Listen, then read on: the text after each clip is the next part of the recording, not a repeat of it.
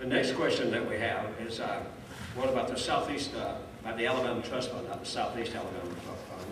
And they asked me to give you a little history. I know that the two gentlemen up here certainly know all the history, and probably a lot of you too, but discovery of natural gas in Mobile Bay in 1978 led to active drilling and development of a large gas reserve below Alabama's coastal waters.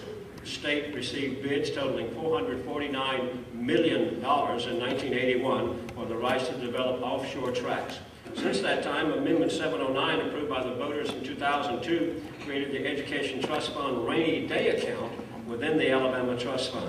In accordance with this amendment, a balance sheet account was established and credited with $248 million. The question here, and this goes to Mr. Sparks first, should the Alabama Trust Fund be used as a withdrawal account to fund road projects, infrastructure upgrades, etc., or should it be left alone and let the corpus grow?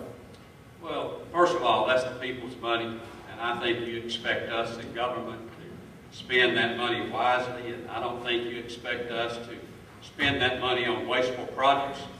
Let me tell you something. I believe that building roads and bridges is an investment. I believe that that's how you get a return to the Alabama Trust Fund. And as your governor, I am committed to doing just that. Making sure that we build the infrastructure and the highways it takes to make the wiregrass grow. Representative Davis. I had been governor of this state a few months ago. I would have supported and would have signed into law the bill that Senator Lowell Barrett introduced to draw down some of the money to sustain about $100 billion worth of transportation projects in our state. That's a good short-term stimulus that creates jobs the old-fashioned way, by building and paving things. But I would have gone one step further, and I will go one step further, and I become governor.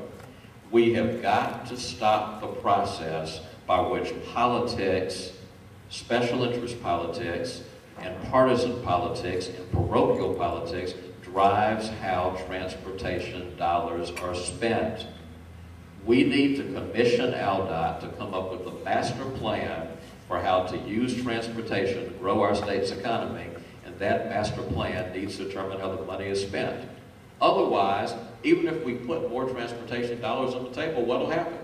State Senator A over here will say, I'll support this if you guarantee 20 million goes in my community. State Senator C up here will say, 10 million, you get my vote, and what will end up happening, we'll bargain away the whole fund based on log rolling politics. We have got to change and professionalize the process by which we decide on transportation dollars to spend.